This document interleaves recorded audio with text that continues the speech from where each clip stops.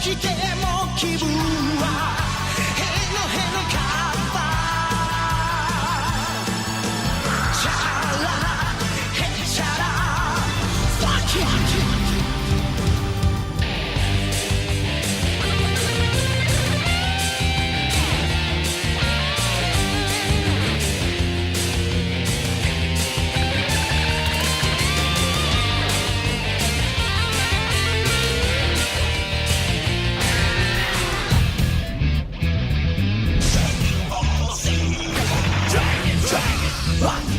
Dragon Ball Z Dragon come Dragon Ball Z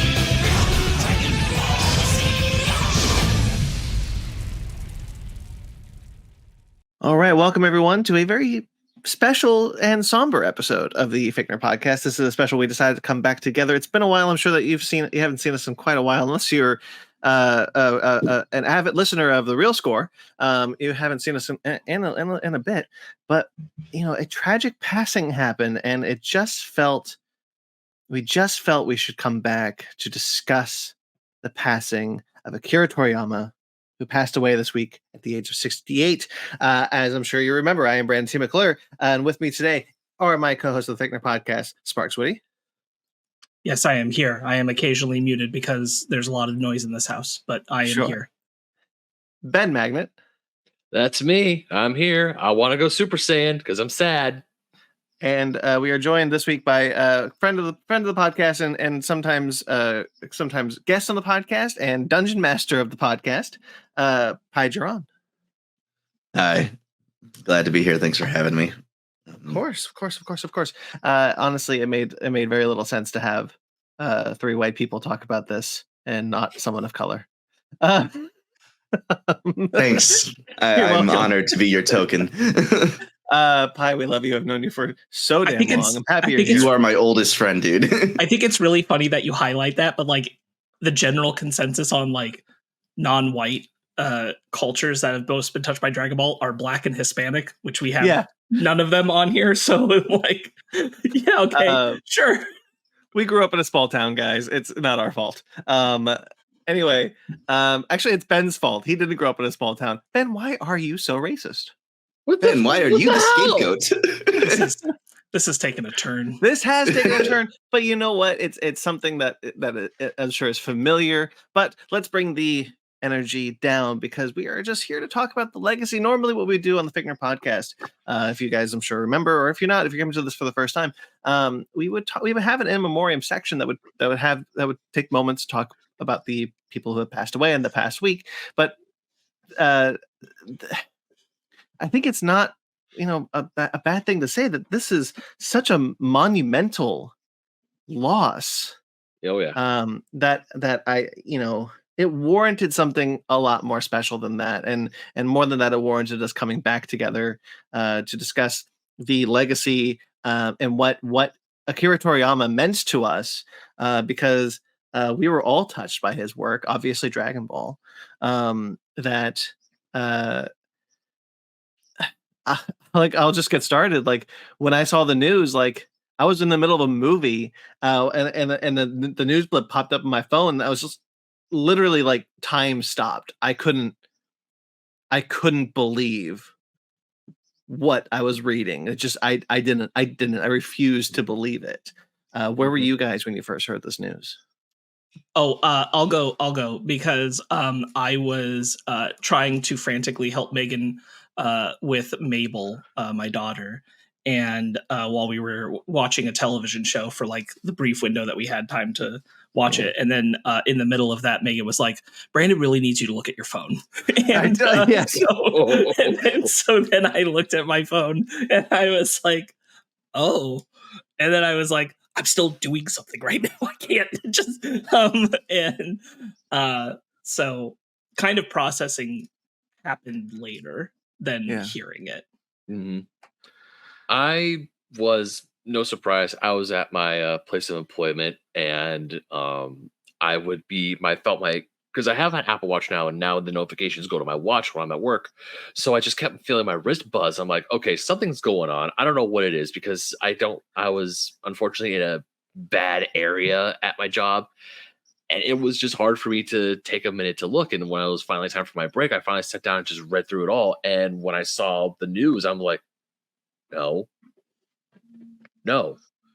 It was that. It was kind of like when people were messaging me about when Kevin Conroy passed away. It was like, no, he didn't. This can't happen. Not him. And it's the same way Robin with Williams. Robin Williams had a Robin very Williams. similar effect. Yeah, exactly. With Robin Williams, it's like, no, just not him. And the same way, I'm like looking and hearing about Akira Toriyama. I was like, no, not him. Whoever's doing this, screw you. You're not funny. And it just, I don't know if it has a fit, like 100% him yet. I'm seeing all these tributes online and they're touching, and it still is hard to believe that he's gone, and it sucks. Phai. Yeah. I came home from work and hadn't really like hopped on the computer for a while. I was mostly just relaxing in the living room. But when I finally got on, an old friend from a previous job messaged me on Discord and asked if I had heard about Akira Toriyama. And already with that phrasing, I was just like, don't be what I think it's going to be if I type that name into Google. And there it was. Yeah, just like all of you, just much later in the night, just sitting with that disbelief of, we weren't ready. I will say with a message like you got from your friend Phai, you kind of end up in this position where you're like, oh man, I kind of hope this is that he passed, because the alternative is generally like he did something gross. Like, oh shit, he's sucks. racist. The second anyone messages you and saying, "Hey, have you heard about X, Y, and Z?" It's either something they either died or some accusation is against them. It's nothing happens after nothing good happens after the phrase, or at least it's very rare. Yeah, after the phrase, because if someone came up to, like, a few years ago, he was knighted by the government of Paris, wasn't he? Oh, I don't recall. I honestly swore didn't know that. wow. I could have swore we talked about it. Like, the government of Paris gave him an honorary knighthood, and he just like sent an email saying, "Appreciate it, thank you," because he didn't travel to Paris to receive the knighthood. He just stayed where he was, working on his doing his job. He was. Toriyama was decorated a chevalier or knight of the Order des Arts et de la of the French government in 2019. Yes, wow. That is true fact. That's amazing. Wow. I can't believe you remembered that, Ben. That's awesome. Yeah, wild. I remember weird shit. You guys should know this by now. my point with kind of making the joke out of that I was with Phai is that it's one of those things where, like, I assumed Toriyama was a pretty good person. Yeah. But it's only been in hearing from so many people in the industry now, and so many people talking about him who knew him, that I'm like, oh no, he was like one of the good dudes, like one of the really good dudes. Just a very sweet man, apparently. Yeah, so he passed away on, surprisingly, we got the news March 6th in the West. We got the news March 6th in the West, which would be March 7th in the East. And but he passed away March 1st. We learned in the letter that was sent by his company, which I forget the name of his company now, something Bird, I forget. I could look it up, but I won't. But it's due to they said acute subdural hematoma was the cause of death, and apparently he had been sick for a while, because we knew that he was, he was pretty reclusive in the last 20 years. There's no one has a current picture of him, and I don't think that was because he was sick. He was just pretty reclusive. But apparently, in the last year or so, we've learned that he was dealing with an illness, and this being this, even throughout his work on. Currently, the next thing coming out from him is Dragon Ball Daima. Apparently, he was sick during his production on that one, but he was pretty heavily involved in the production of that one. So that was kind of cool that he was doing this while he was even facing this illness.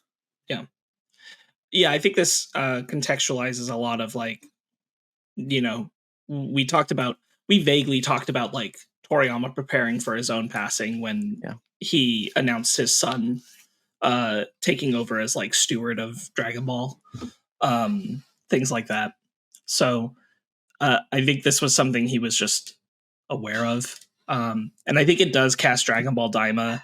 Like a lot of people who backlashed against the concept of Daima when it came out really wanted like a follow-up of what's happening in the manga, which is like, Frieza's got a new form and Goku and Vegeta Moro are going to have to get stronger to fight. I mean, like going forward, like they want the next thing of what's going on there, which is very like, there's no slight on the manga. I think the manga is doing fine. It's just, it's very like more Dragon Ball Z and like, it's fun. It's fine. But it's not like I would argue the revolutionary storytelling in Dragon Ball was happening when Toriyama was behind the wheel, things like Broly and Superhero. That's where like really big things were happening with the story and characters, or like when he was involved with the Super stuff before Toyotaro took over the manga. But with Daima, it really seems in hindsight that the reason why it feels like it's in such a refreshing and different direction and going back to more classic Dragon Ball-esque, but with the characters we know today, is Toriyama kind of wanting to get back to what he loved about Dragon Ball before he passed. Yeah, I think I agree with that. Well, let's talk about kind of the aftermath of his passing before we get more into kind of Daima, Super. We know there's another movie, another Dragon Ball movie that he was working on. But let's talk about kind of like the reactions to his passing have been heartbreaking. Like everyone in the manga sphere, every major creator and every shonen creator, every mangaka talking about how they've had some influence from Dragon Ball or Toriyama. It's just been so. There was always these kind of like there's flame wars in every fandom, but what was always just so interesting when you see like people, Naruto is better than Dragon Ball or One Piece is better than Dragon Ball, blah blah blah blah blah blah. But like every like all the creators of Naruto and One Piece and One Punch Man, and they're all just like Toriyama was the fucking blueprint, man. Like he inspired us to be manga creators, and hearing all that kind of love and outpour of how like not only this man influenced 40 years of fandom, but also how he influenced pretty much 40 years of manga. And I don't think that's controversial to say. No, it's not. He obviously Toriyama was a tour de force, and Dragon Ball, and because you in the anime community you hear talk about something called the big three, like the three biggest anime. Like back in the day, it was Dragon Ball, Bleach, Naruto. Now it's like whatever like the talk of the big three is, but Dragon Ball always Yu Yu Hakusho was before Bleach. Yeah, Hakusho was mentioned there, was part of the big three for a while, but Dragon Ball was always part of the conversation in some way, shape, or form. Even after Z ended, and even when GT was going, Dragon Ball was still part of it. And it's amazing that this franchise it continues to live on.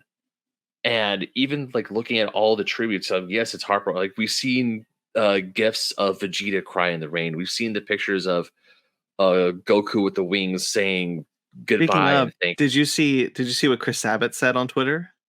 No, I did not. What did he say? He said something like, "See you in other world, brother." I was like, "Oh, that's good for you, man."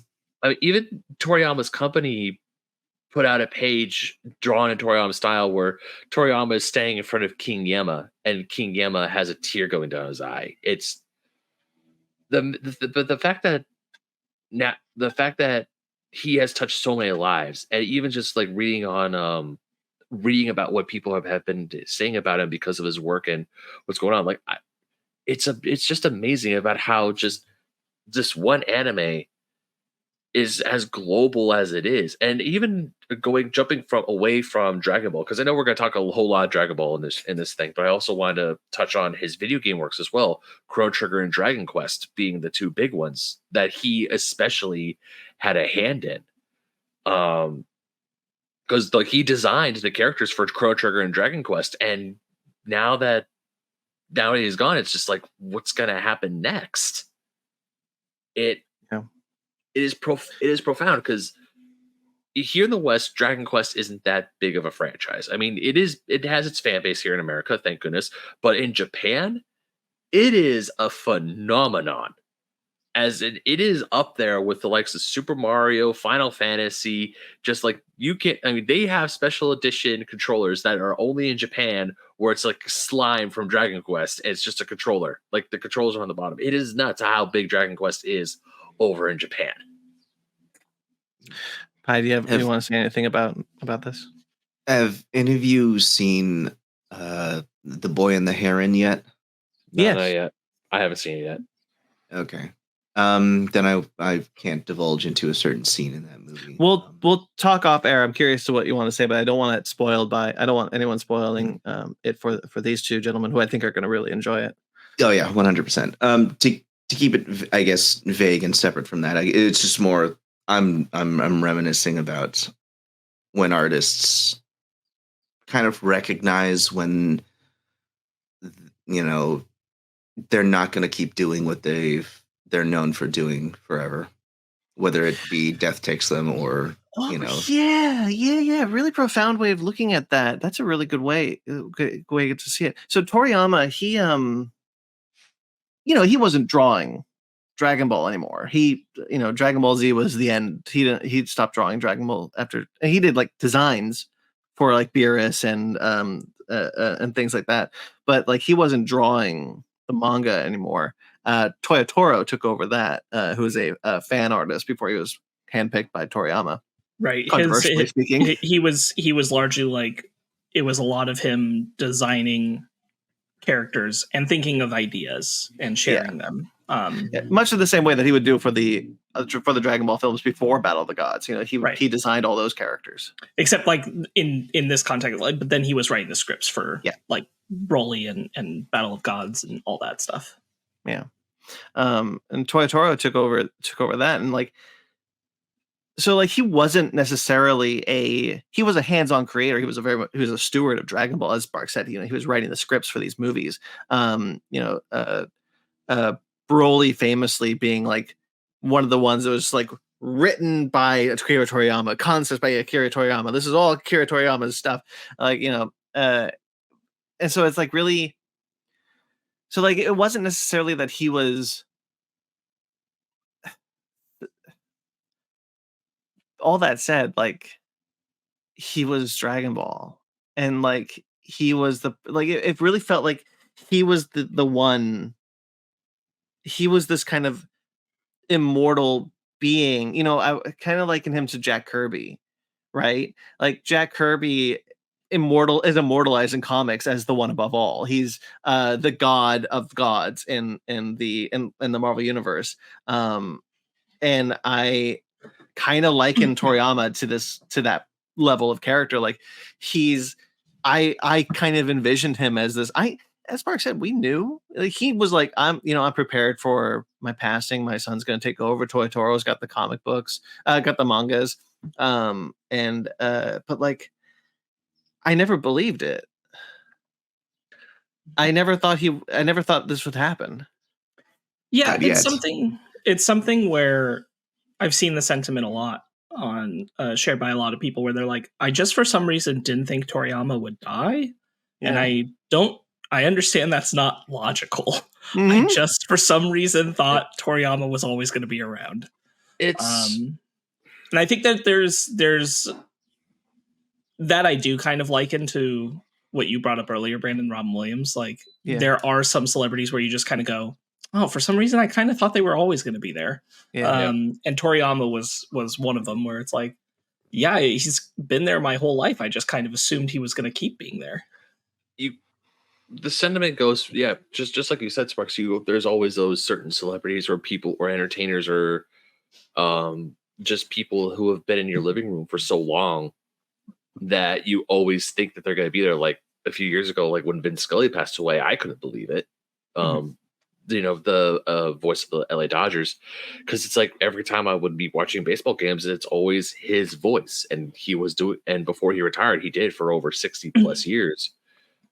And you just think that there's just no way that they're gonna, you know, they're gonna leave us or they're gonna pass away. And when they finally do, it is just heart-wrenching and it's sad. But at the very same time, as sad as it is that we lost Toriyama, I am just filled with nothing but gratitude, and I am actually now excited to look at his other works. Now, not to say that and also I'm just happy because I'm reminiscing like the first time I watched Dragon Ball Z.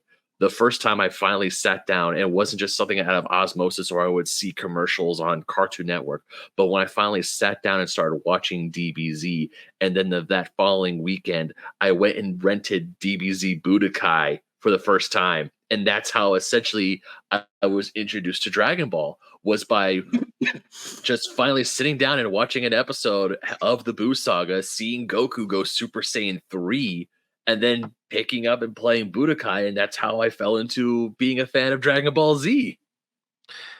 Do we want to go around and talk about our first time seeing Dragon Ball Z or any work of Toriyama's? I would love to. Yeah. Kai, since you brought it up, why don't you do that? Why don't you start? So I think my earliest memory of Dragon Ball was in elementary school, and there was a bunch of friends that were just like talking it up. I didn't really have cable at the time or access to those channels to see what all the hype was, but it sounded exciting. And then eventually I caught a clip of it in, I think, Spanish, actually, of all things. I went into like some like convenience store and they had it on a television on the side. I was like, ooh, cartoons. And it was Frieza getting fucking wrecked on Planet Namek. Like, he's already cut in half at this point. I'm like, what is going on? What is this show? And then eventually caught a few episodes here and there with another friend, but didn't get to fully dive into Dragon Ball from starting with Dragon Ball Goku Kid to everything else that followed until high school, when I got my first laptop and finally had that freedom to just binge for the first time, and I chose Dragon Ball. Yeah. We talk a lot about, I mean, I don't know if we did this, but I certainly do talk a lot about Toonami. I don't know why Toonami is just a fascination of me. I often reminisce about like their events, the Toonami events, where it's like the intruder was going to kill Tom or something. It's because it's a very specific type of programming for a very specific time period. Yeah. And essentially a very specific kind of split between two generations, but like that's it. Like, yeah, you're either in it or you didn't get it. Like, that's it. We do not have a lot of those. Like those, like you kind of had to be there in television that a lot of other people don't. Toonami belongs to a very niche group.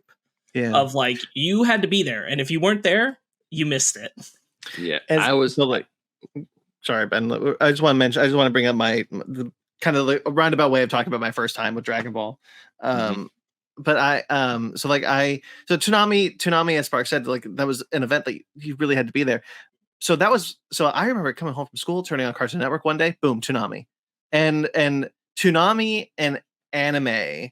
Toonami is probably the most important thing to happen to anime in the West.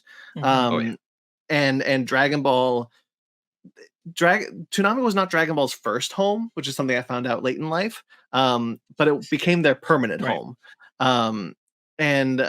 Because like it just didn't work in its first home, and then Toonami was just like, hey, everyone loves this show. That's why I kept going back from the Frieza saga back to the beginning, because there was nothing after that.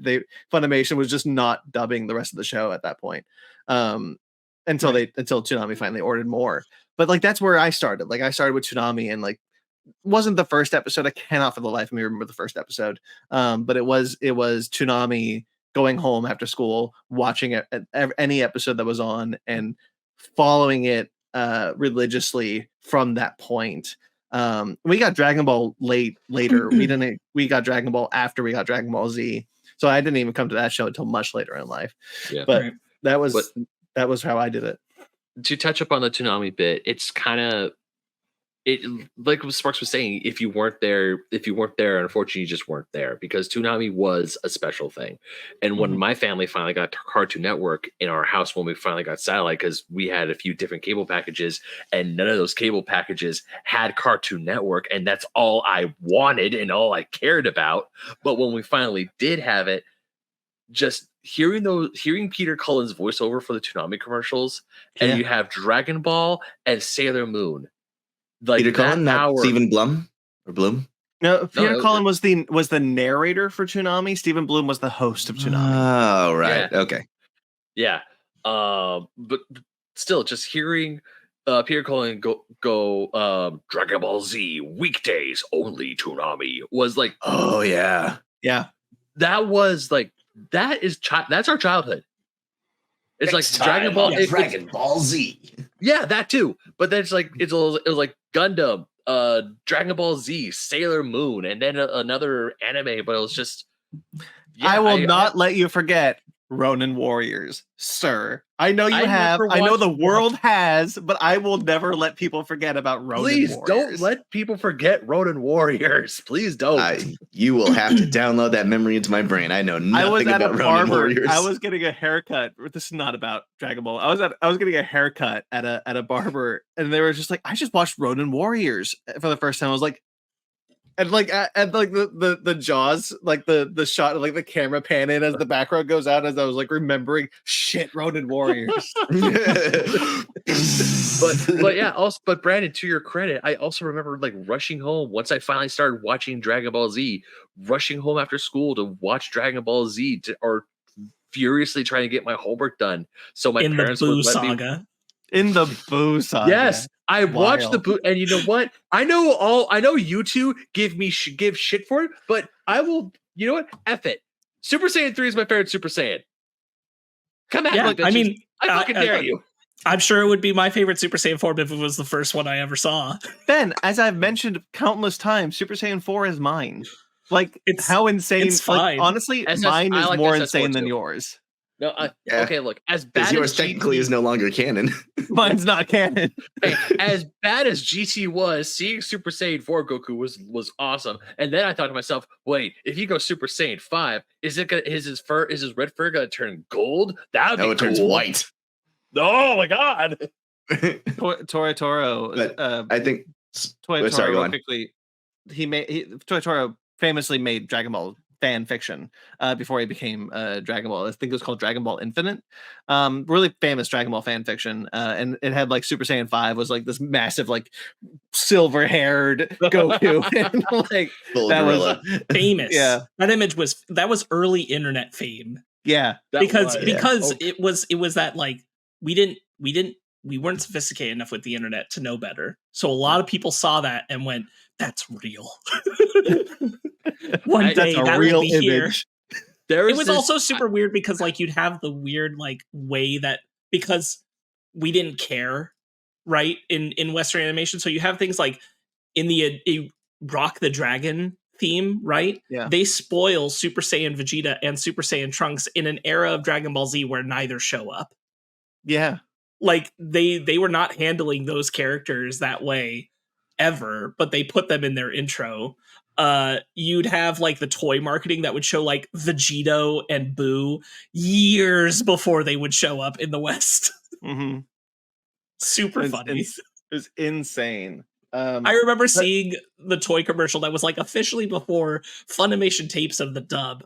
And it'd be like, go buy these toys now. And it'd be like Gotenks with his purple black hair. And we're like, we just met Trunks. And I'm like, what is happening? It's like, who the hell is this guy? I was actually given an assembled, or a self-assembled like figure of Gotenks. And I'm thinking like, what? Right. I had a fusion. What's fusion? Like, what is happening? There was also like a small print book that came out that was like about all of Dragon Ball, and like it just wanted to tell you all about Dragon Ball. And so like it gave summaries of a lot of the things through Dragon Ball, including all the way up into GT, right around the time when we were just starting the Buu saga. And so I'd have that, and it'd be like, and then Baby possesses Vegeta and attacks, and I'm like, what happens in the future? Who is this baby and why is he so powerful? Right? Yeah, exactly. I like the sense. do Who still is wanna this hear- baby?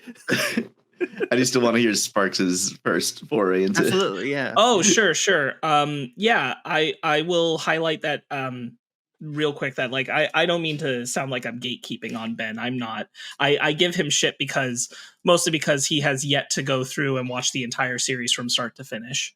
But I know everything. But he knows everything. But I'm like, but it's different. Man. You gotta start with Dragon Ball. You gotta experience it in your. You gotta put it in your soul. I know. Dragon Ball's my favorite. Like, your dragon, narrative. your because dragon the power soul, climb.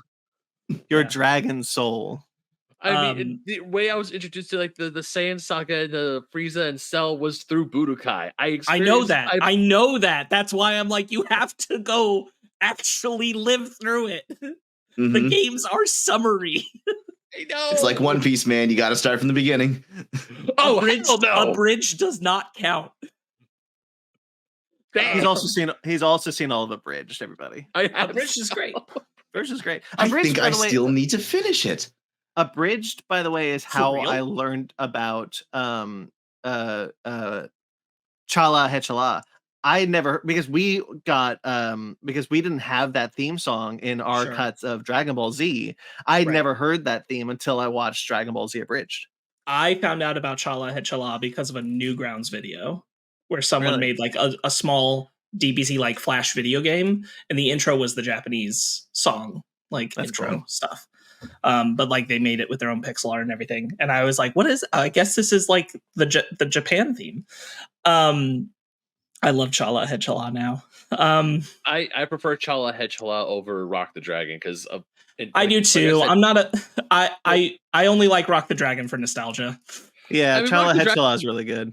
I mean, for me, listening to like I would listen obviously Rock the Dragon in the opening to Dragon Balls to Budokai, the first Budokai game on the PS2. It was Rock the Dragon, and I was like, okay, this is cool. But then after hearing Chala Hechala, I was like, nah, Chala Hechala is just better. Yeah. Anyway, like I don't mean to gatekeep on Ben. I'm not. I just want him to embrace it as much as he possibly can because I know he'll love it. But a big Dragon Ball's great, and any way that you come to it as a fan is a great thing. Even if you were a person who told me I really only like GT, I'd be like, good for you. Yeah, I'd like to I meet don't you. believe Good you, for you. but good for you. Yeah, I won't like okay. When GT started airing, I was just glad new Dragon Ball. So of course Dog. it went. I was in the It bag deep for Oh, GT me too. when it first Dude. came out. Dude, I recorded that shit on my TiVo. The first, what was it? The first like 16 episodes of GT are summarized in the American cut. We didn't Yes, get. we got didn't them air later. Those episodes. We got them like, later. this is how they looked for the Black Star Dragon. Don't worry about it. Yes, yeah. They rushed right to the baby arc. They're like, we're not doing Dragon Ball again. Yeah, I remember the Black Star Dragon Ball episodes though when they first started airing on Cartoon Network. Yeah, Those that episodes was came. but that was episodes not came initial. later. The initial Okay. run. They did like the setup episode, a summary episode, and then we were in the baby stuff. Oh, They I don't skipped know what over channel. the hunt for the balls entirely. Oh, I don't know what the heck was going on there because when I remember, like, I remember this vividly. Like Toonami, Saturday Night Toonami, it was like, hey, guess what? Dragon Ball's back, brand new series. We're we're like kids are older, everyone's older, but Goku's a kid again because reasons.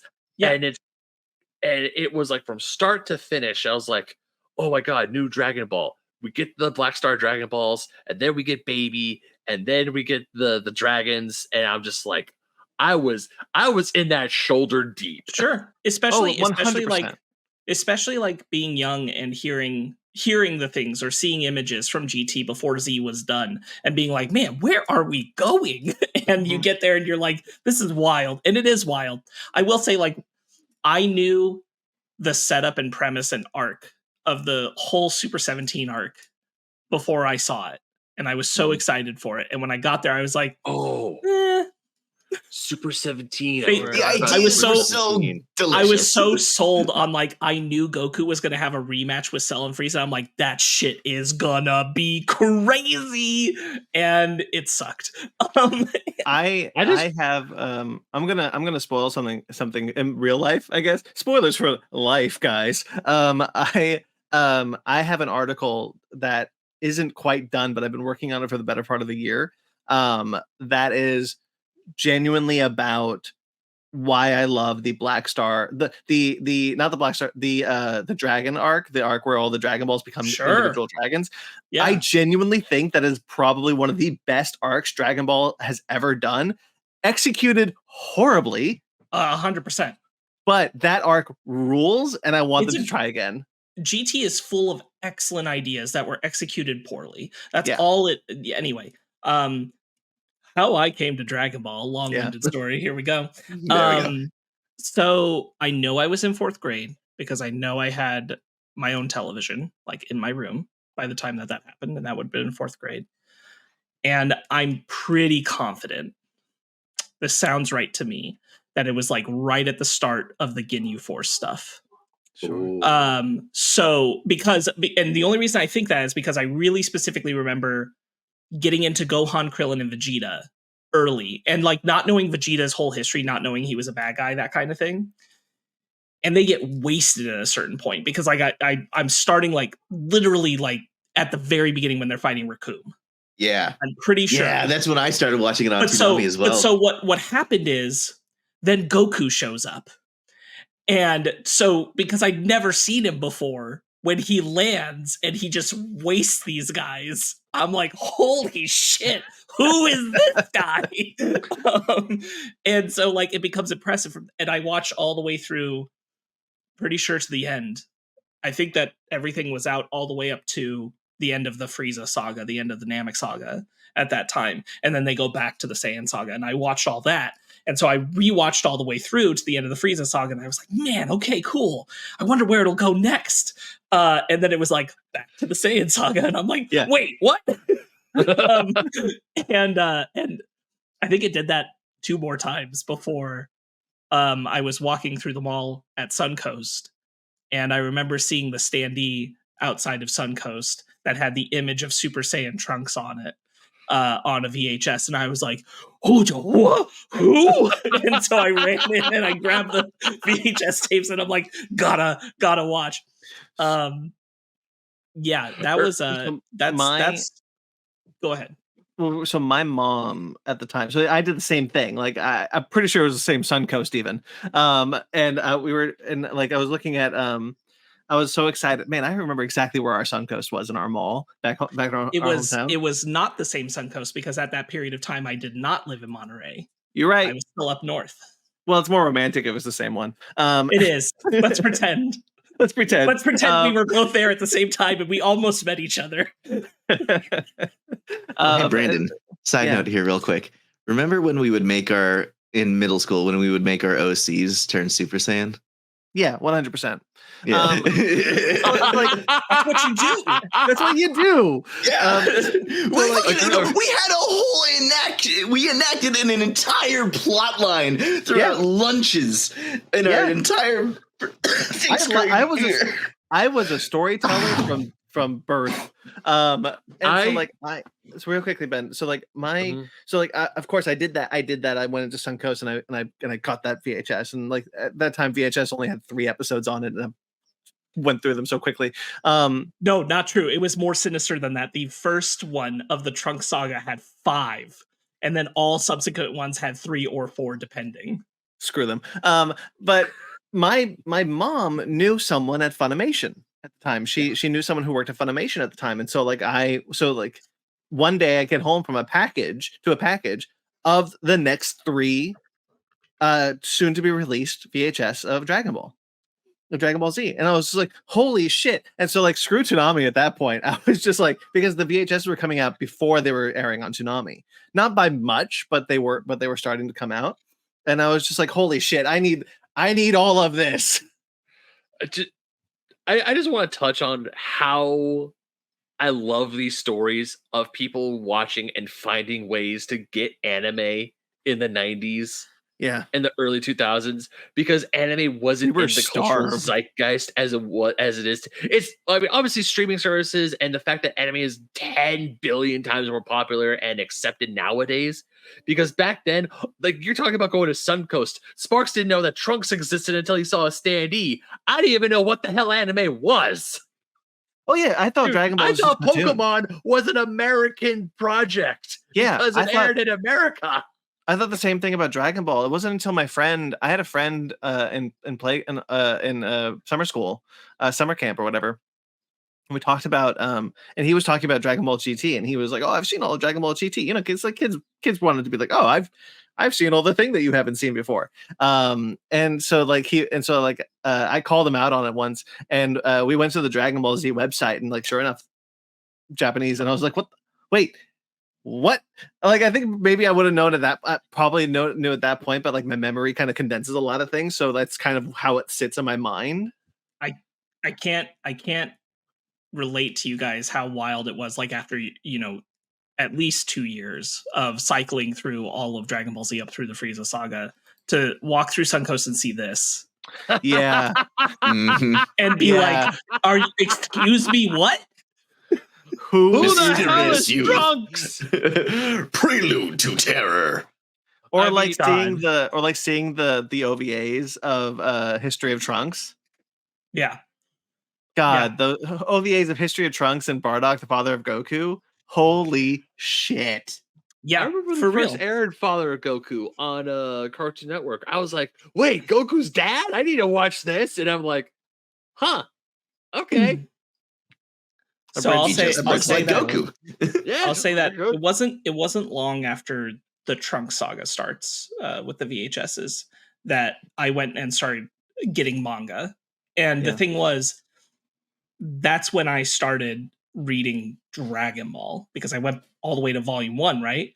Well, volume 1 is Dragon Ball. Like I know they separate it here in the States, Dragon Ball Z, but I didn't go get the Dragon Ball Z manga volume 1. I went there and I saw Dragon Ball and I'm like, what is this? And I looked and I'm like, he's a kid? And so my first way through Dragon Ball is I had very quickly all of the 16 manga volumes that cover the entirety of Dragon Ball. And so I did all that led all the way up to the Saiyan saga. So that was how I first came to it. And that's where, like, obviously Toriyama shines the most, right? Because these are the things he made. These are the things that he specifically created, that his art that would affect generations, that would inspire the anime, that would inspire Cloud in Final Fantasy VII. For those who don't know, a lot of people on the internet going, "Cloud's Gohan?" Yes. All that kind of stuff, like Toriyama's whole grip on our culture. It doesn't start at Dragon Ball, but it certainly has its most powerful reach with Dragon Ball.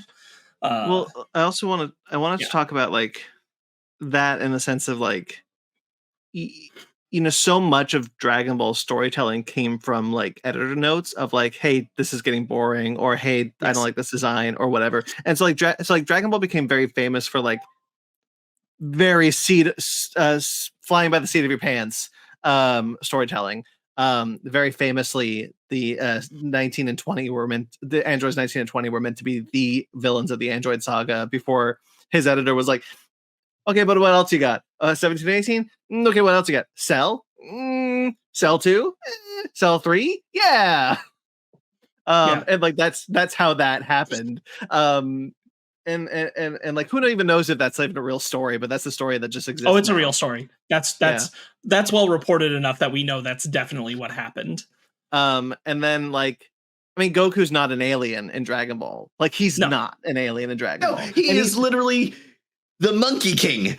Right. And even in the watching the first episode of Dragon Ball, like watching the first episode of Dragon Ball when watching the third episode of Dragon Ball when Raditz finally shows up on Kami House. And it's an over exaggeration. But he's like, but he like shows up and he's like, yeah, last week planet Vegeta was destroyed and we were all and all the Saiyans were wiped out. You're like, hang on. All that's not true in like 50 episodes from here. Well, and like that's translation stuff too, right? Yeah. Like Yeah. there's like there's a mess of inconsistencies because of how it was translated again, because like people didn't care, and then you get further down the road, it's like, oh, we probably should care. And things There's like money that, in caring. What? Yeah, And yeah. So what I think is so interesting is like how much of like Dragon Ball started as a fantasy epic and then became a sci-fi epic, and like how it transitions. Like the storytelling of Dragon Ball fundamentally changed once Raditz shows up, and it's wild how little of an impact that character has on the granderness of Dragon Ball Z because of how influential that moment is. And so but like ultimately, I think this might be the controversial statement, so I don't want to like say this as like a definitive answer, but like, you know, the tournament saga becomes the go-to for Dragon Ball in its later arcs, and that influences other shonen anime to adapt the tournament saga. And so like the tournament, the idea of like, you know, Yu Yu Hakusho as the Dark Tournament, which I don't think happens if not for Dragon Ball. Yeah, I was just about to mention Yu Yu Hakusho because when I started watching Yu Yu Hakusho and I really got into Yu Yu Hakusho, it like that the Dark Tournament was an event. Like The Dark Tournament rules. Oh yeah, the Dark Tournament's great. And even now in like modern shonen anime, because I know Sparkz is going through My Hero Academia, like season 2 or caught like up, baby. Oh hell yeah! I'm all caught up. Now I'm reading One Piece. Oh, good, goddamn! But yeah, going back to like season 2, like the sports festival. That's we do this now. Have we been gone long enough to where we do this now? No. Dab's not fresh anymore. my joke with the dab was supposed to be like because One Piece is so old and outdated, so it's like I'm behind the times. Sure, it was good. Oh, I appreciated it. Excuse me. Even if I were to watch start One Piece on my flight from Seattle to Tokyo, I know I would even touch a dent in it. Anyways, you would not even meet the entire crew. I wouldn't even, not even close. It's so and that's a 16-hour flight. Yeah, it's so anyways, going to god damn it, what was I talking about? The Dark Tournament. Dark Tournament, yeah. Just like tournament arcs in like anime or in anime and manga now, yes, they have this uniquely amazing Dragon Ball flair. And I don't think that's a hindrance of it. It's just how important Dragon Ball, like the original Dragon Ball, it was/is to the medium as a whole. Well, but think about it also, like as influential as the tournament saga became for shonen manga and anime, Dragon Ball Z fundamentally alters the structure of narrative storytelling during the Frieza saga when Goku goes Super Saiyan. Like, that moment, we all know where we were, except for Ben, when that happened. But even Ben, that's not a slight on Ben, because like even he, from not even watching Dragon Ball, knows that moment, not from a bridge, but from the fact that moment is so cemented in the cultural zeitgeist and has been used as influence in practically everything. Well, and to be fair, Ben remembers it. You know, he remembers Super Saiyan 3 the way we remember seeing Super Saiyan. Sure. You know? Yeah, that's a good point. Yeah. But I will admit, when I was playing through Budokai and I got to this part where Goku did go Super Saiyan for the first time, I was hyped. It was I was just like ready to throw down. I gotta tell you, I know you've seen the stories, but like I want to give you a first-hand account of just how wild watching that moment the first time was, because like you're watching on TV and you're just like, and you kind of hear like Vegeta's like, I'm a Super Saiyan now, and you're just like, cool. So it's just he's just okay, cool. This is Super Saiyan. All right. Yes, that's the thing of it, is because like you don't think that means something, you know, really special. You know, you think Vegeta did do it. Yeah. So like, and it's like, yeah, he got like a next level stronger. It doesn't physically change what he looks like. And then to have like Krillin die, and you're just like explode, and Vegeta gets shot, and like everyone around Goku's dying, and the planet's exploding, and he's just like, because like the way the music and like Bruce Faulkner was the composer for the dub. Like credit to him because like holy shit, the music in the dub is actually really good. And it really is. And like and as much as we were talking smack about the Rock the Dragon opening, like his score in these episodes is really good. And that I'm hearing the score now of the moment of when lightning strikes, and you're just like, what's happening? What is happening right now? I'm so and to hear like the scream, and then his whole everything silhouette is changed, and you're just like, what just happened to my life right now? Like there is a pre and post Goku going Super Saiyan. Sure. Yeah. It's true. I'm glad he had that moment. I didn't get that. I was exposed to Dragon Ball Z well after everybody has been like, oh yeah, Goku can do all these things and he can turn into Super Saiyan. I thought that was cool. But my profound moment where I was like, oh shit, was Vegeta's transformation. Okay. Sam, or Sparkz, you know what I'm talking about. I do. Yeah. Oh, but Vegeta's transformation. Vegeta's transformation because that for me, I thought like, okay, yeah, it's Goku turning into Super Saiyan. That's standard. I'm expecting that. Oh, he's the only one. Cool. I already have that expectation. And then Vegeta's just like, bet. Because we got Trunks. Wait, we can have two now. Because when Trunks shows up and he goes Super Saiyan, everyone's like, hang the fuck on. So that's it. I skipped that part. Because I was only supplementing like going to friends' houses, and then it was, like I happened to be in a place where they were only airing the episode that Vegeta transforms, and I was just like, hold on. Yeah, it's such a good moment. I mean, like honestly, like as much as I think that like I like Ben, I also really like the Super Saiyan 3 design until I saw it in Super's animation. I was like, oh wait, it never had eyebrows. And so like deeply uncomfortable moment for me. You're so right. Like I'm trying to think about it, and if it had eyebrows still, I would like it more. Yeah, I frankly, it's the no eyebrow thing that I'm like, this doesn't work for me. I forgot. My focus is on just how big it's the rat's hair. His hair gets longer and his eyebrows go away. Where do you think the extra hair had to go? So like I also makes sense to me. I also really like that design, but like that moment of like, especially like having King Kai like, Goku, don't do this. You're gonna waste all your time on Earth, and like expending all that power, and the way it's animated with the entire world is shaking as Goku is transforming. It's awesome. Yeah, for some reason, Gotenks looks better to me in the Super Saiyan 3 form than Goku. I agree. Like when Gotenks does it, I think it looks pretty good. When Goku does it, I'm like, ooh, that's color in those eyebrows.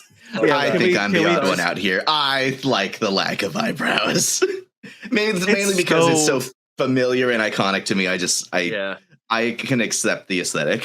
It's deeply uncomfortable. No. So fine. One thing I want to looked intense. One thing I want to touch upon,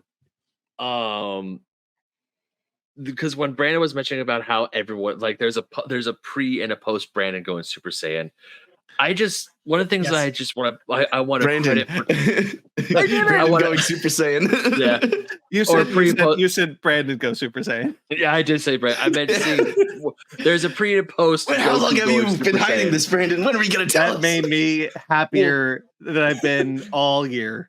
Well, here's the thing, though.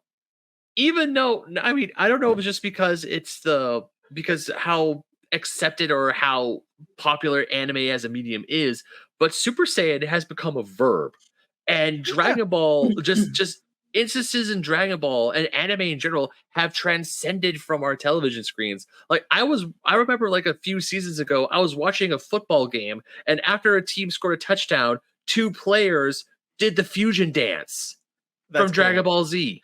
That's good shit. I mean, how many I've been watching a lot of Dimension 20 and really wanting to get into Dungeons and Dragons as a game. And so like there's this mechanic in the game for barbarians where you go into a rage. Oh, I know that all too well. And I keep thinking to myself, is this mechanically possible? Can you color this to be a Super Saiyan transformation? Is this 100%. Something that could work? And I'm always kind of like, every time I'm listening to Ben on D&D Dark, I'm like, Ben, why don't you color your rage transformations as going Super Saiyan? He's in a different context. I know, but like, we'll have your own character, make your own barbarian. But that's the thing of like, there's the image of the Amazing World of Gumball, right? Where Gumball goes Super Saiyan. Yeah. Like it's such a such a thing that's been parodied that exists in the zeitgeist as Ben said, a verb. It goes well beyond like the influence of Super Saiyan. Obviously, that's a very clear one. But like Toriyama's work was just so influential that there are references to and homages to it all throughout culture. Some of them are overt. Some of them are like you can see how it's directly inspired by Dragon Ball. There's a lot of work that's just like inspired by Dragon Ball and taking its own reign. All of shonen manga can't help itself after Dragon Ball, but be on some way inspired by it. They not to say like, oh, they're all copying it, but they're all like, they all read it. They all are aware of it. They're all bringing the knowledge of it to their thing. But I was going to say, in the same vein as like Super Saiyan, one of the ones that I get the most joy out of is like people will make all kinds of tributes and references visually to Toriyama. It won't just be Super Saiyan. But the one I love the most is anytime anybody does the Yamcha death pose in reference to Dragon Ball. Yeah. Because that one is always funny. It's always funny. It's kind of like, I feel like with Super Saiyan or with people like powering up or the Yamcha death pose, it's like the Akira motorcycle. I have that slide. pop. I still have the Yamcha death. I have that pop too. I had to.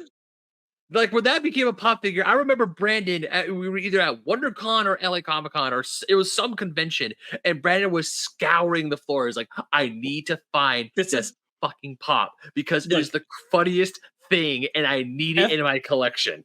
The thing is, like, F out of here with your standard, like, here's my pop figure just standing there, like, looking straight ahead, like, looking at you. No, you get the Yamcha death pose pop. That's the kind of figure that's worth getting. The one that's like, there's Yamcha dead. That's the reference we're making with our cute little Funko. Do you remember? Him dead. And it even says dead Yamcha on it. Do you remember in Dragon Ball Super during the baseball episode when they put Yamcha in that pose again?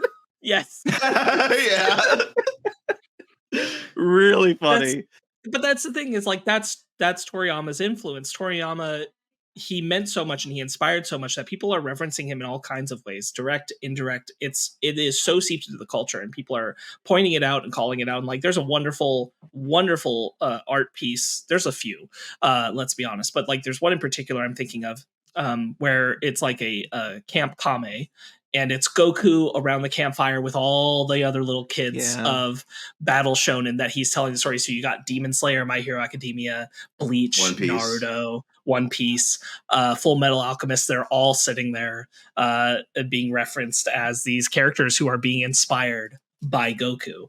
And someone I thought on Twitter put it very well where they were saying like, is there really any other character as universally beloved besides Spider-Man as Goku? Like internationally, globally, Goku is special. Mm-hmm. Like he just is. It doesn't matter that he was inspired by Superman to some extent. Like that doesn't matter anymore. He's superseded him in a global scale. He is more popular. I mean, we all have seen the stories. We were there, when Dragon Ball Super was airing its final episode, and the whole country of Mexico. South almost America had a ceasefire. Yeah, like people were streaming that live in arenas because like that moment. I'm gonna tell a quick personal story about like just quickly history of like Dragon Ball. Like after GT, I was done. Like I dropped off Dragon Ball hard because like there was nothing new coming out. So like I was just kind of like, okay, kind of whatever. And I didn't get into Super when it came back. I would watch all of Abridged, but when Super came back, I mean, I watched Battle of the Gods. Ben and I famously did a double feature, Battle of the Gods and Guardians of the Galaxy. We did.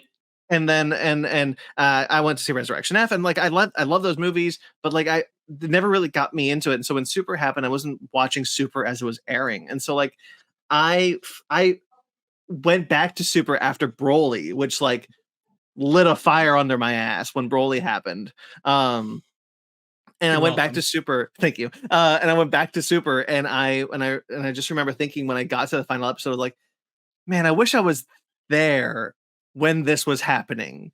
Sure. Because talk about coming to it late, like it's incredible. And like I wish I still watch the fight between Jiren, Frieza, and Goku on repeat, just that 10 minutes, and I still cry at how beautifully animated it is, how wonderful. Subbed or dubbed, I don't care, because it's fucking phenomenal. And I understand that it's not a Toriyama written thing, but it is his concept and his idea. But like his oversight, like holy shit. And just because I was gonna say, to Brandon's point about Dragon Ball Super, like that was the moment where I felt the most in like, oh, I'm in the moment. Because Dragon Ball Super was when I started watching sub of Dragon Ball, which I'd never done because I'd always had the dub. I grew up on the dub, loved the dub, but I was like, I cannot wait. I'm not doing it. So I was on Dragon Ball Super as it came out, because I'm right there with you to the core.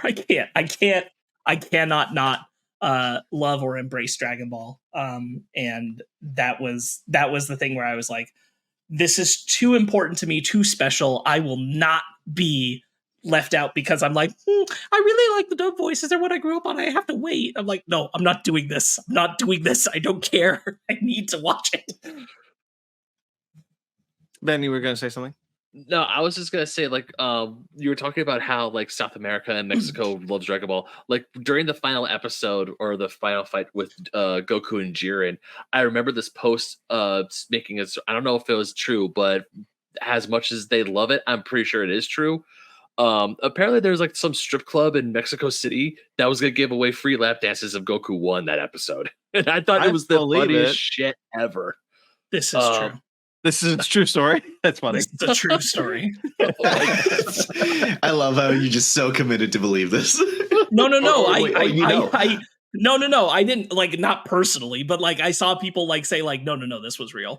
Oh shit. Okay. Cool. Like there were people talking about it online who were like, I went to this happened.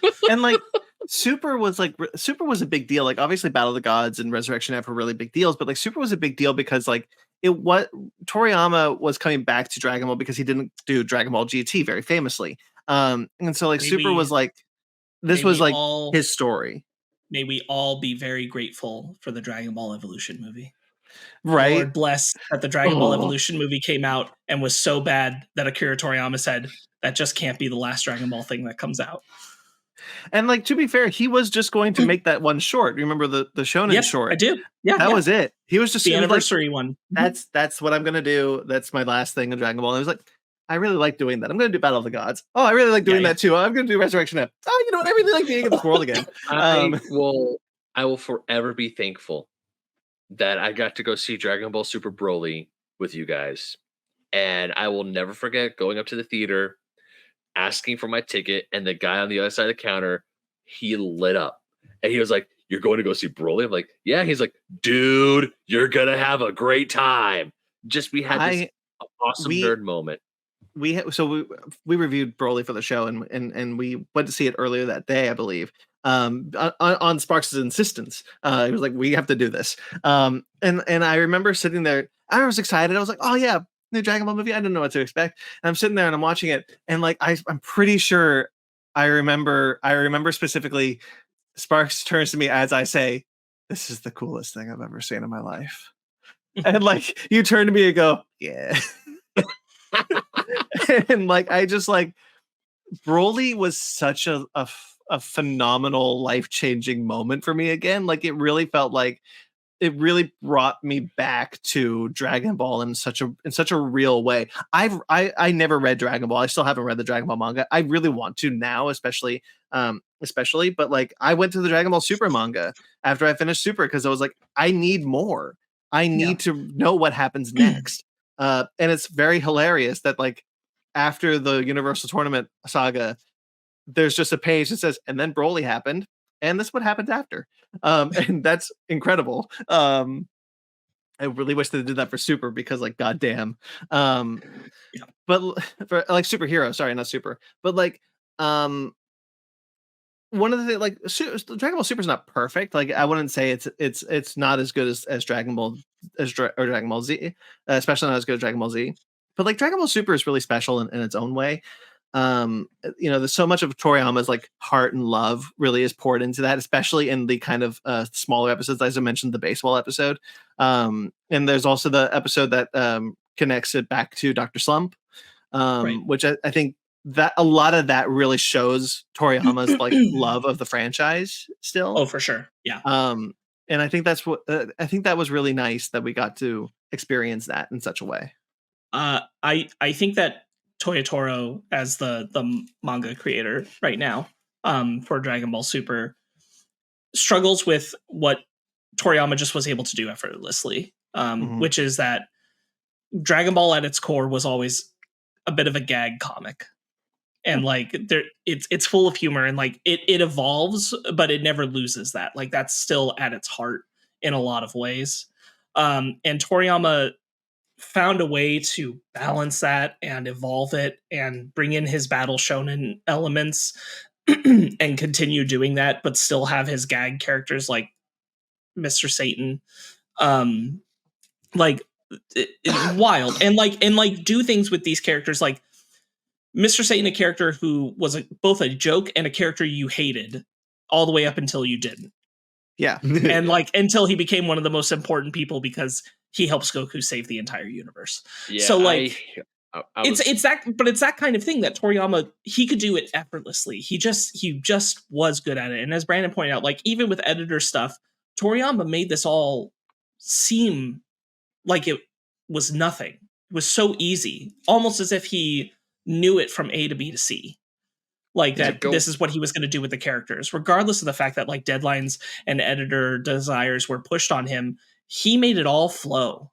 Like it just seems right. Every decision that he makes with these characters, like every time it takes a twist or a turn, it's like, obviously that's the way it should go. Every arc led into the next one in such a way that made it feel like one continuous story, as if he was writing it out in his head beforehand, which we know wasn't true. He did not have this grand plan, this grand tour, if you will. He definitely, it was definitely kind of done on the fly, but it doesn't feel that way. And that's kind of like as Sparkz said, where Toya Toro fails. Not to say Toya Toro is a bad manga, but still. Right. And just to speak on the note of like what Toriyama did specifically, which is, writing the manga, creating it, the art.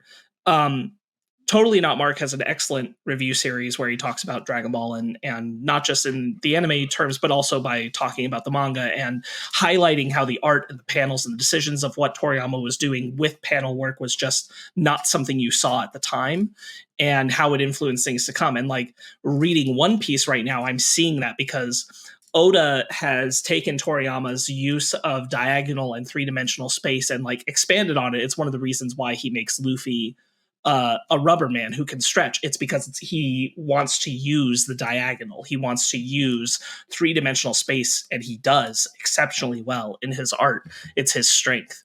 Toriyama sets the tone for that. Toriyama just did things with his art, and like us as comic fans, us as people who do a Fake Nerd Book Club, like that is something I also specifically want to highlight. Like we all love Dragon Ball. We all came to it because of the anime.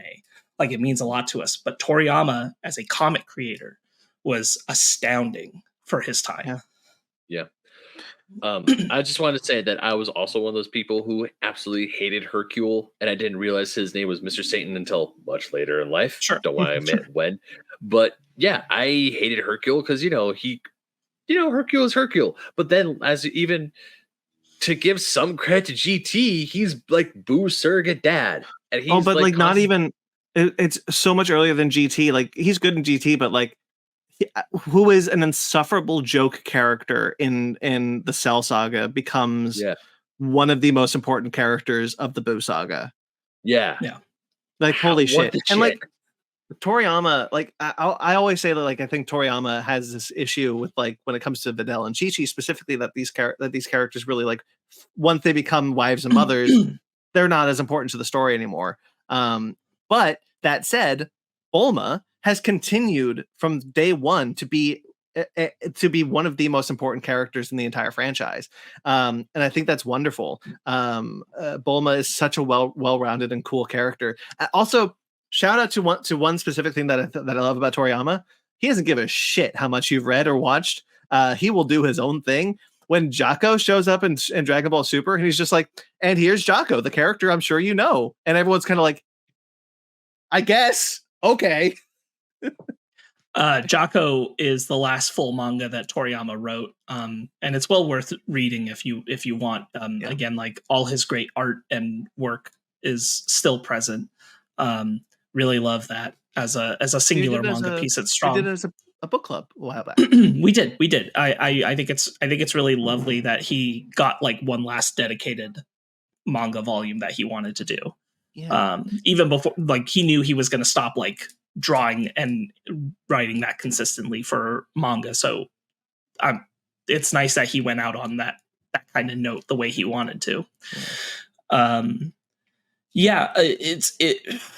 There's so much special about Toriyama's work, and it's not just like we've talked about with Bulma is an incredibly exceptional special character inside of anime and manga. Like Nami doesn't exist without Bulma. Let's be honest. If we're looking at One Piece, there's a lot of female characters that stem from Bulma, and I do think like the Chi-Chi is and Videl stuff is fair. I think Toriyama very much realized that like even some of Tien and Krillin and those kind of characters, they weren't able to fight anymore. So like he just had to.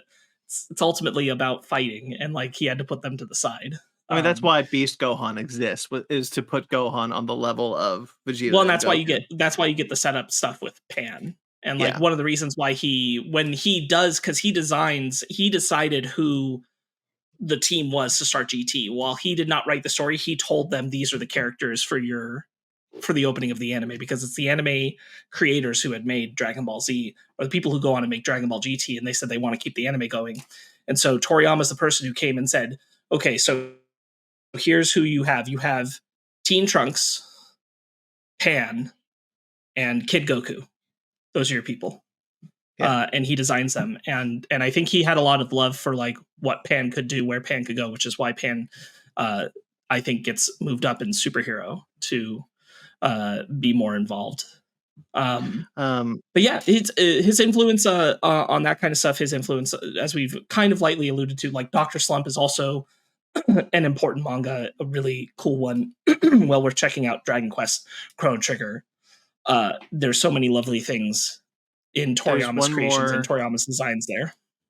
There's one more thing I want to highlight that was really important to me in particular of Toriyama's works, and it's not something that I don't think it's something that he created. Obviously, in fact, I'm sure it's not. But it is the earliest example that I know of it, which is the villains to heroes arc.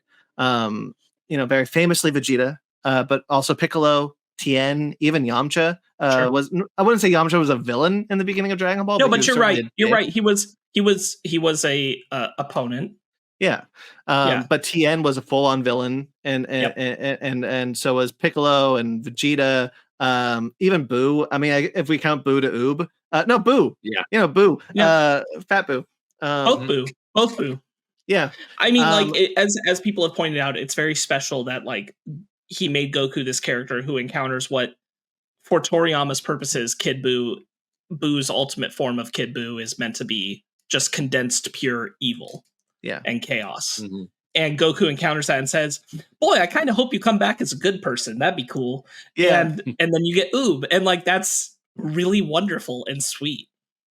I love it. But like it's such an important thing in my development as a storyteller to have this idea. And like, I've joked that Fast and the Furious does this all the time, but they do. Like, I'm sure Fast and the Furious is influenced in part by Dragon Ball because of this. That many of their villains are now heroes. And so like I kind of like so like it was very important to me, and I love seeing it and everything, and it's one of my favorite storytelling tropes. But also like it really helps someone growing up with a lot of depression and anxiety to be like, oh, there's always going to be another chance. Like even Frieza got a chance at being a hero.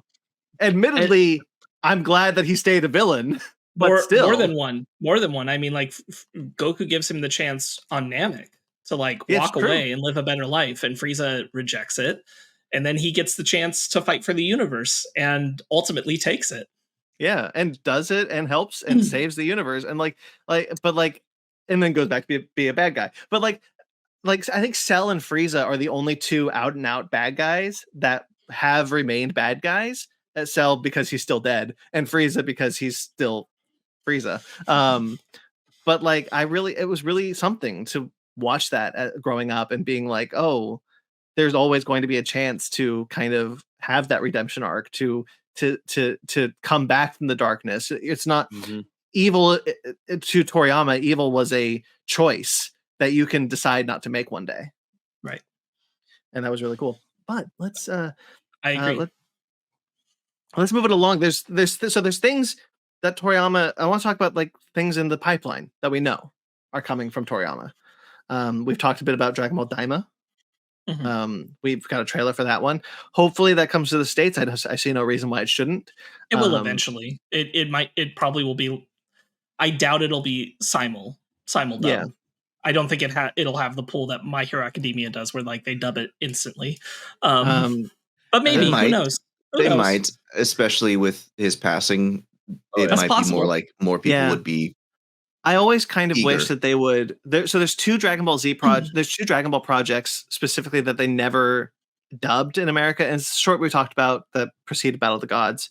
Son Goku and Friends Return, I think it was called. That was never dubbed because it was not made by Toei Animation. And Dragon Ball Heroes, which is the short form web show that's based off the card game, I think.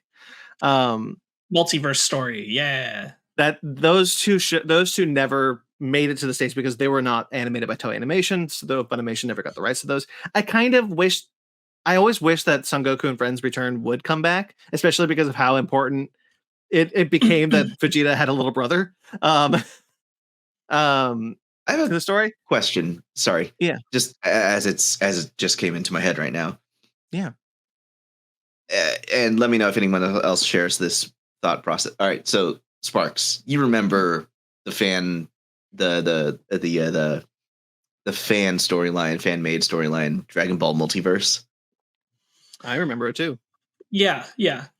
Okay. I really want to know how if this is a case of indirect self-influence, because Toriyama creates Dragon Ball, influences a fan to create, after Dragon Ball ended at the time, the multiverse story, which was really fucking cool.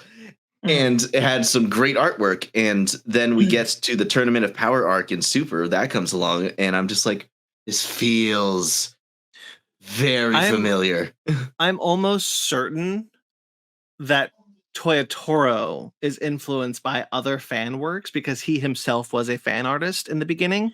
I don't think Ultra Instinct exists without Super Saiyan 5, which was something that he created. So like I don't necessarily think this was Toriyama being like, oh, I'm consuming fan fiction. I think it is just because of Toyotoro's roots. He is still involved in the fan fiction community and kind of sees it and gets inspired by it. Got it. I see. Okay, that makes a lot of sense. If I was not aware of. I wasn't aware of when his son became more fully involved. This is not his son. Conversation. This is not his son. Oh, sorry. Wait. Toyotoro is not his son. He is the person spearheading the creation of Dragon Ball Super, like the manga, and he worked with Toriyama on creating the story for Dragon Ball Super and has been writing the manga since. But he is not Toriyama's son. Toriyama's son is basically the overseer of the Dragon Ball franchise. Overseer. Okay, But that's where the he is confusion not the came in. person who is making it. So essentially what was happening is with Dragon Ball Super, for example, Toyotaro was making things, but he was in constant consultation and talking and discussion with Toriyama. So if Toriyama wanted to suggest something or design something or had an idea or said that something shouldn't happen, that's what Toriyama was doing. Toriyama's son will now, in theory, be playing the same role with Toyotaro. Theoretically, Toriyama told his son how at least he envisioned Super would end. Yes. And we'll relay that to Toyotaro. We do know. I just have a thing right here. This was just January 18th this year that Toriyama did have a statement released where he said that the end of Dragon Ball Super, as it is, the end of its arc will be coming soon and will lead into the end of Dragon Ball Z, which has clarified that he is not undoing the end of his original story. Which I got to be honest, like I kind of felt like he should have, but that's not for me to say. I mean, you can always do whatever you want after, which has also spurred a lot of people to think that Daima takes place post Z. Oh yeah, possible. So we know that there is at this point we know that we know for sure that Toriyama was working on another Dragon Ball movie.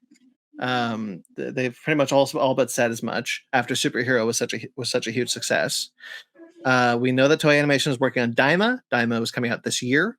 As far as non-Dragon Ball things, Sandland is supposedly coming out this month. This Sandland is one of Toriyama's final works. He wrote it, I believe, in 2000. And he I mean, this is a video game, movie, and show. Kind of major multimedia kind of push for this other Toriyama thing. I mean, I was always kind of interested in it. Certainly now I've got more of an interest at post Toriyama's passing. Dragon Quest 12 is coming out soon, or Dragon eventually. Quest. And then also theoretically the manga will continue. The Super manga will continue. And a Super anime will follow it at some point. I would have to assume. But I just really quickly wanted to interject on Sandland because I just want to clear some stuff up. It's a film, not an anime series. Oh, I thought they were doing a film and a show. That's what. There's a film that had its world premiere on July 22nd in San Diego and will be coming out in August. It was released in August in Japan this last year, and it's going to come out in North America at some point. There is a ONA, not an OVA, which is an original net animation series, so it's limited. That's what I saw. Less than a show and more of a snippets. Sure, like thing. Heroes. Yeah, sort of. That's just including scenes that were not featured in the film. From that are pulled from the original manga, and a new story that was written by Toriyama that continues after the film. And so it's just a couple of these small things that'll be additional to the film, and that's coming out sometime this year. I imagine that we'll probably start seeing so like we're going to be seeing Toriyama's influence in his work post his death, obviously this year. We'll see a few things, and a couple of years to come. We'll also see, and I would imagine that we'll probably start to see maybe more of a push to bring is Dr. Slump the name of the anime, or is that just the name of the manga? It's the name of the manga. I actually don't know the status of the anime. Because that was so I don't believe the anime is currently available in America, and I would imagine this is all speculation. Dr. Slump / Aurelie-chan is the anime name. There's actually two anime. There's one that ran from 1981 to 1986. And that's Dr. Slump Aurelie-chan. And then there was a second anime that ran for 74 episodes from 1997 to 1999. And that's just called Dr. Slump. And neither of those have come to the States. I would imagine that there'd probably be a major push to bring those to the States at this point. It's possible. I could see probably a campaign, a kind of a grassroots campaign. To be honest with you, what would probably happen is that we might see a physical media release, but I don't know that they'll actually dedicate to doing a dub of it. Oh, I don't mean a dub. I think that's probably sailed, but I think we'll probably see a physical release because the outpouring of Toriyama's passing is such a worldwide thing. I would imagine that companies like to capitalize on things. I would be surprised if they didn't decide to at least put a physical release in America, at least in a limited capacity. Mm-hmm. What I do think now is almost guaranteed, and I hope it's done the right way, is either during Daima or after Daima ends or whatever, there's going to be a reanimation of Dragon Ball. Yeah.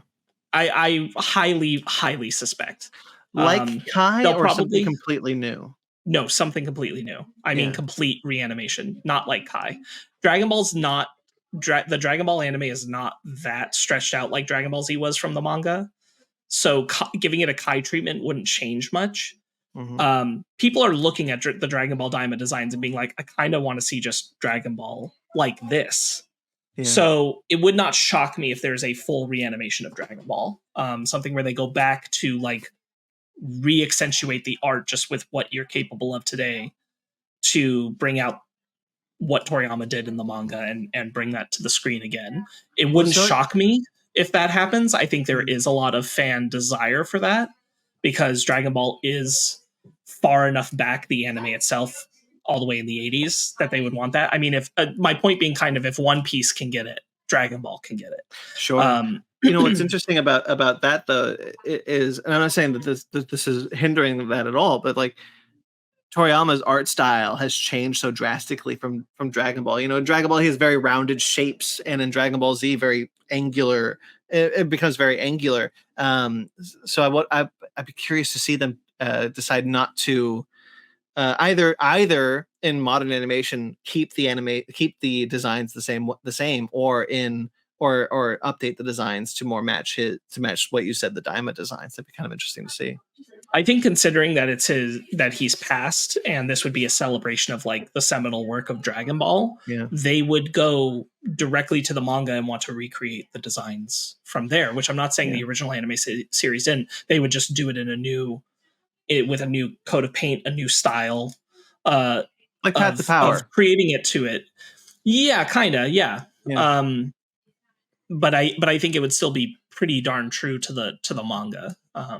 That would in my mind, that would be the point. I just wouldn't be surprised if this is down the road. Sure. Even if it's not soon, I suspect it happens. We don't know at this time the status of the Dragon Ball Super manga. It's on hiatus after they finish the superhero arc, which is fine. I'm sure there's more coming. But of Toriyama's like immediate influences, we know for a fact of Sandland, Daima, and whatever's next with Super, be it manga or anime. And that whatever that movie was, which I'm sure was scripted to the point of something.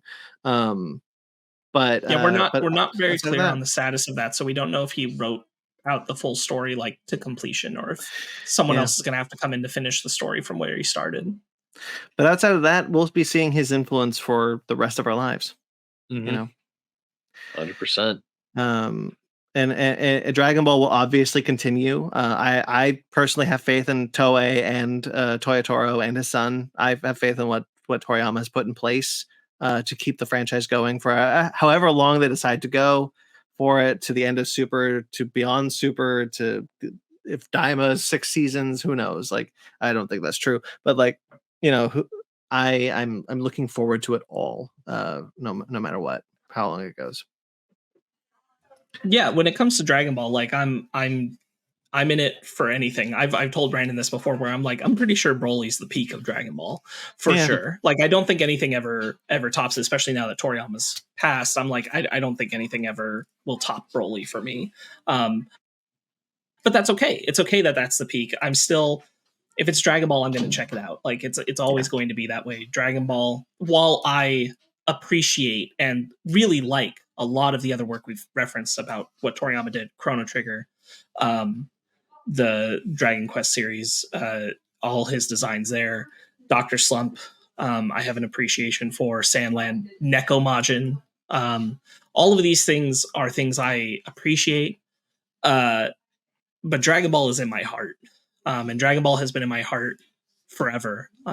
Brandon knows because we've done the conversation episode that like I'm not the fan of things that I am without Dragon Ball. Like Dragon Ball is a fundamental part of who I am. I'm not me without Dragon Ball. It means that much to me, and it always has. There's just no other way around it. So I will always like appreciate all the other stuff he did as well.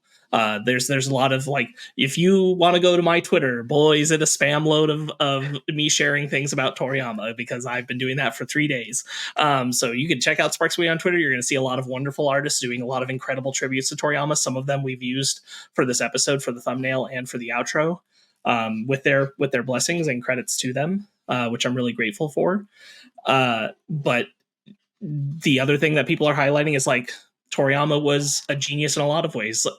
He makes the iconic slime character for Dragon Quest.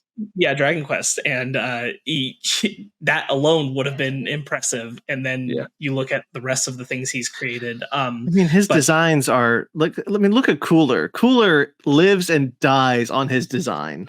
Dog, like people have been highlighting, and I'm really grateful for it, that his designs of vehicles are so cool. Like Metal Slug, which is a video game series I love playing. That doesn't exist without Toriyama's designs. Like he didn't design them, but like he heavily inspired what Metal Slug is. Like, let's be honest. Yeah. So he's responsible for a lot of gym bros too. Yes, exactly. Like there's just so much, you know, and his influence. I wouldn't have started working out if it wasn't for Dragon Ball. I do not think it is a out of pocket statement to say that like Dragon Ball and Toriyama as a whole has the influence that Star Wars has on culture. It's just Star Wars is more obvious and overt. Like the amount of times that other things reference Dragon Ball, the amount of times that it's incorporated or inspired something, it's just as much as Star Wars. Like that is the monolith that Dragon Ball has become, that Toriyama has become. You literally in culture can't really escape his hands on things. Like it's everywhere.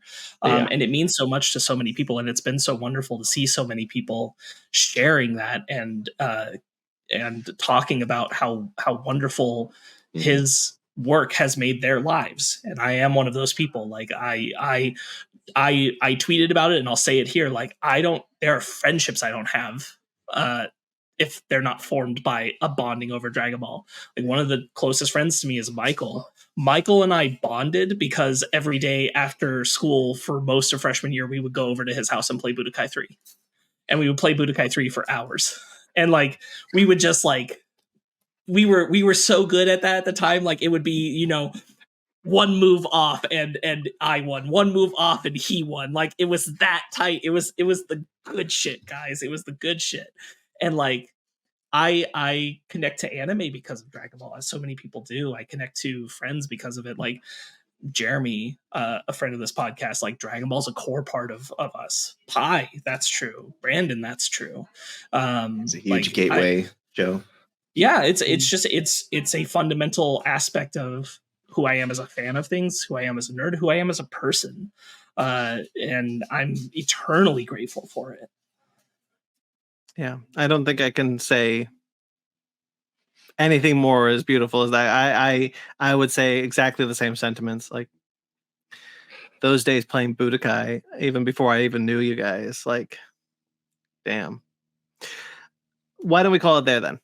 We've gone on a little. We've gone on longer than I anticipated, but you know what? I'm really grateful.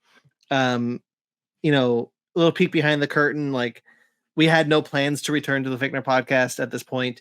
Plans are in motion and kind of things, but like I knew that I wanted to take the time to come together and talk to you. And I'm sad Brian couldn't be here to discuss this with us, but I know he was here in spirit. He also shares much of the same feelings, I'm sure. Same with our friends Jeremy, Xander. Both wish they could have been here. Also, Toriyama means a lot to them. And Forrest, also a friend who's shown up on the podcast before. Toriyama means a lot to all of them. They're all people I've talked with Justin. in the past few days about this.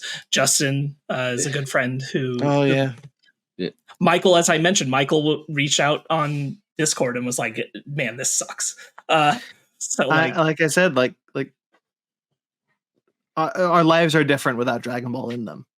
Yeah. Oh yeah. And I'm so grateful that it became the worldwide phenomenon it did. I'm so grateful that Toonami needed a half-hour program to put in their block, and This it is- just right time, right place is really what happened, and I'm so grateful for it.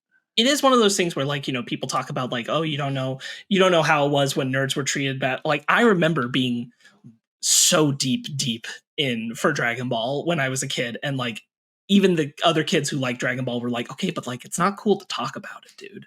Like, it's not cool to like talk about it at school and talk about how obsessed you are with it. Like, yeah, sure, we watch it when we get home, but shut up. And I'm like, Yeah, no, I know, man. dude. I Dragon was the Ball same. is everything. Dragon Ball is the thing I am here about. It's the thing, and like to have it swing all the way out to, you know, especially like this was the tricky thing with Toonami, right? And why it meant so much to us is because Dragon Ball was this effervescent cartoon that was beyond what cartoons were. Like, our parents would look at it and be like, Dragon Ball's just like kind of a slightly more violent cartoon. It's like, no, you don't understand. It's something else. It's anime. It's more. And like the culture was only just starting to realize what that meant. Dude, It's special, I remember when I was in middle school when GT was coming out, and of course that was the thing. You don't talk, like, you and I grew up in the same time era. You don't. I mean, yeah, you can like these things, but you don't talk about it because unless it was like culturally accepted by everyone, then you just kept quiet about it. Like, even when I was in elementary school, my mom bought me a Dragon Ball Z shirt just out of pure coincidence. And then one day I was in my middle school 8th grade science class, and all of a sudden my teacher started talking about, yeah, I was watching this show called Dragon Ball GT, and a few of the other kids was like, oh yeah, I watched that show. I'm like, are you shitting me? We can talk about this now? You mother effers had me thinking that I was the weird one, and you all watch this shit? F all of y'all. I'm so eternally grateful for the fact that Dragon Ball is in the cultural zeitgeist, that it exists, that I'm the person I am because of it, that I am the storyteller I always dreamed I would be. Friends we have because of it. Friends we have because of it. I'm not a storyteller. I always wanted to be a storyteller, partly because of Dragon Ball Z. My life kind of took a different direction, but I'm grateful for that, for everything that Dragon Ball gave me. And we're under attack. The Russians have finally decided that it's enough. Anyway, yeah, I just, there's always this talk of like, I'll just specify for those listening real quick, not to interrupt Brandon too much. Phai's mic dropped. That's literally fell. That's why that sound happened. There's all this talk of like, the Snyder cultists, they talk about like the Snyder Bros, they talk about like all the time like, oh, Zack Snyder's the blueprint, when in fact he's not. He's very heavily influenced by very many things, but like Dragon Ball is the blueprint. Like, it really 100%. very much is the blueprint here. Like, Yes. we're looking at something that like that started out as an influence that became the influence.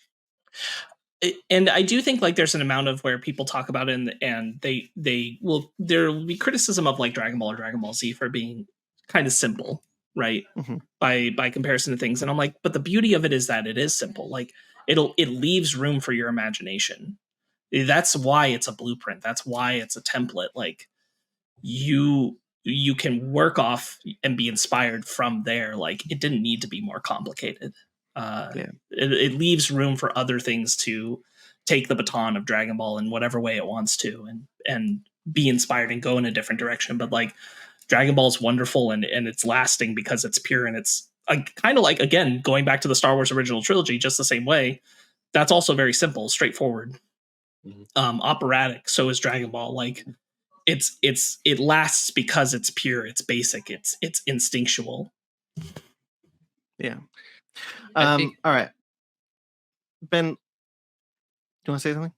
Yeah, I was just gonna say, because Dragon Ball and Toriyama's work has been so influential, and it's just it's timeless. And even though he's gone, I still feel that for years to come, for generations to come, Dragon Ball will still be a thing. I don't see a world where Dragon Ball won't be talked about. I don't see a world where kids won't stop trying to go Super Saiyan on the playground, or they won't stop. I mean, hell, there are times I'm playing video games and it could just be a random game, and I'm just like about to do a big powerful move, and I just yell Kamehameha. We all did the thing in the pool where we pushed the water, or we pushed the water with our hands to do the Kamehameha wave. And we all did it. And even when there are times I'm like blow drying my hair, I'm like pushing up and my hair is like on end, and I just go shh, shh, shh, shh. I'm doing the sound effect because like I just went Super Saiyan. Right. It's just as much as it sucks that he's gone, I will always remain thankful for the works that he gave us. I am thankful that there's so much work of his that I haven't touched yet. Dragon Quest being the big one. I don't know what the future holds for that series. There is now the talks and the rumors of Chrono Trigger getting a re-release, like a little bit of an HD remaster, are higher than ever now. Yeah, and it's just like a lot of that, the game's success. I mean, besides the fact that it's an amazing RPG, also stems is like it's Toriyama's design. It's kind of like looking at something. It's like Toriyama's design. No one else can do his design but him. I know his successor is doing a great job writing it, but it's a Toriyama design. It's kind of like you see the old Walt Disney pictures. Like that's Walt Disney. Well, Toro got the job because he was so good at making of like not copying. That's not the right word, but like very similar styles between him and because Toro was influenced by Toriyama.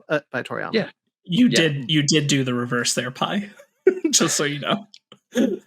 He meant to mute when he coughed, but he did the reverse. Did he? Yeah.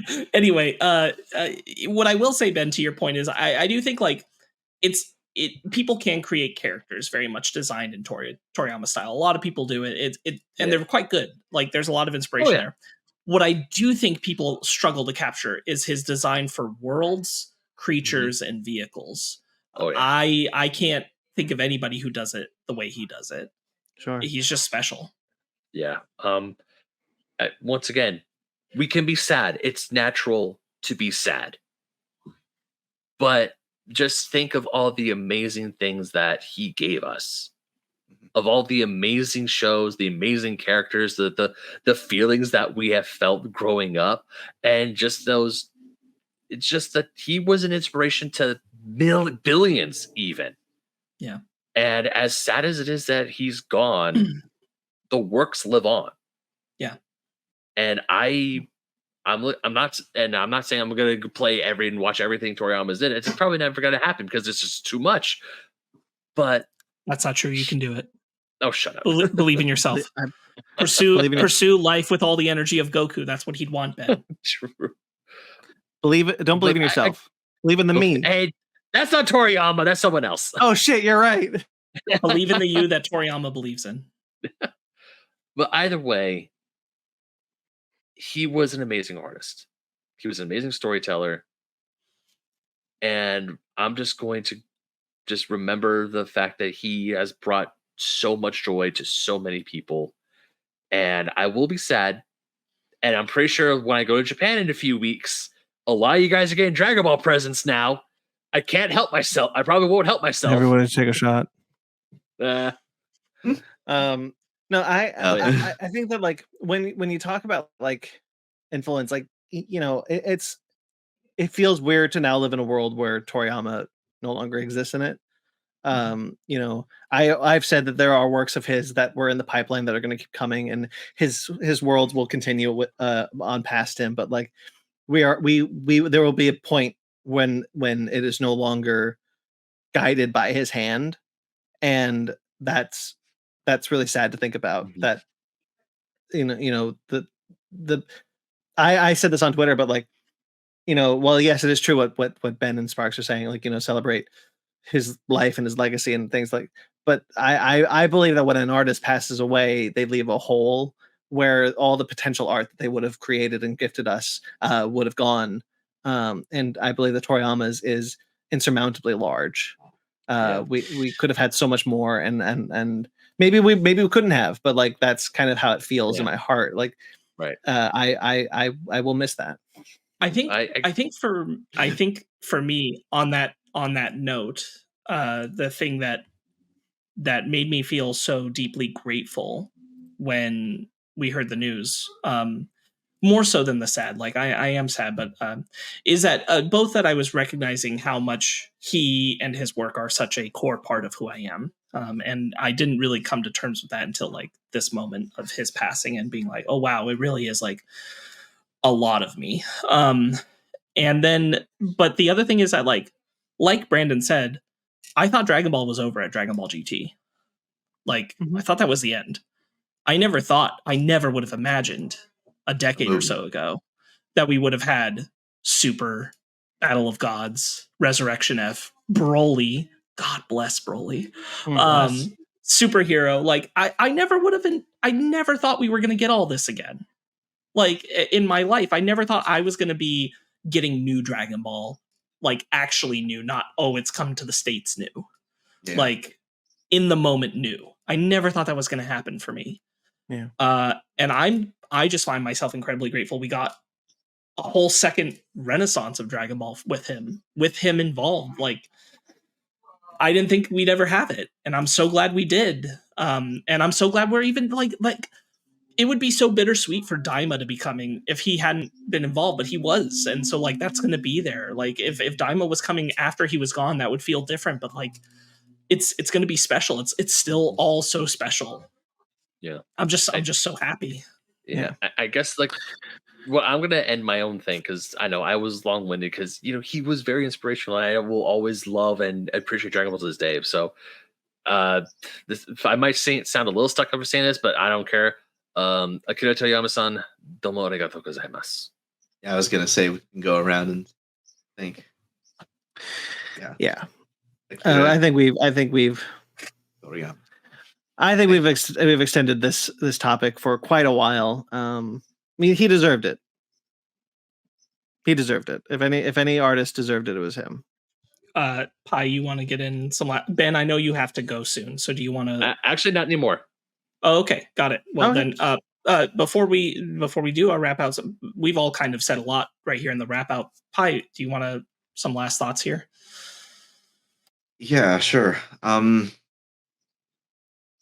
Just I do think I would not have the friends I have today, and that I think has saved my life in ways I wouldn't have expected.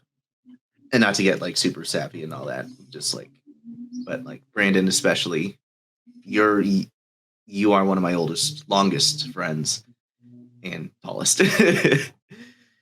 And happy to keep that one going.